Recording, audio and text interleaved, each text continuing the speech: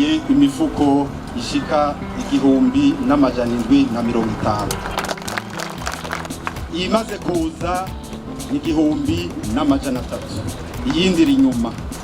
Iyo 1,300 ngira ngo nyene icubahiro mu kanya aronka akanya ko kuyishikiriza. Kaba nagira nsabe abo twari kumwe boza ngaha hafi yacu. Hariho rero n'abagenzi bo ku mutima dufise.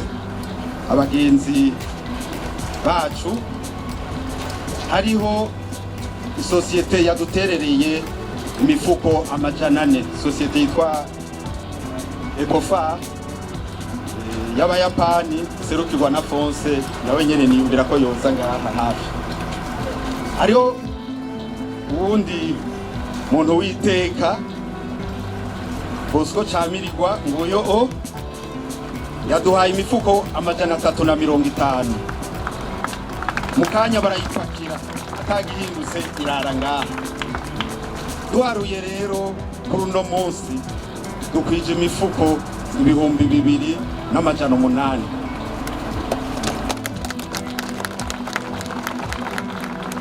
Muraba rero twagiye hamwe, hari abatari ngaha.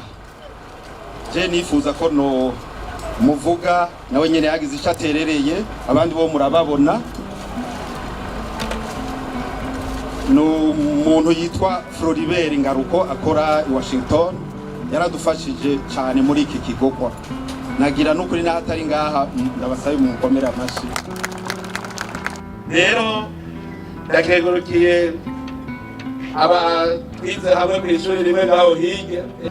Inkuba abandi bize kuri iri shuri, hari abize kuri ene nabo bagatwaje hamwe. Abize kuri etesi baje hamwe. Abo kuri ene je bacubaka Igitega na. Kuko gaturishoboye. Abize kwa shuri Bujumbura. Abize kuri lycée Ruvumera hariya.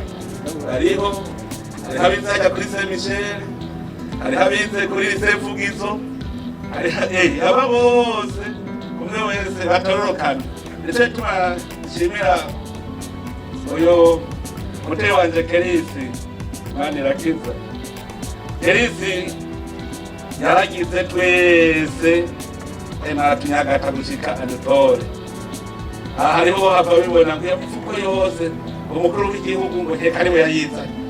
Umukuru w'igihugu mwamutekereraga bakora mu mwimbo wanje.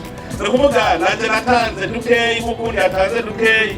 Mugabe isabi igwiriwe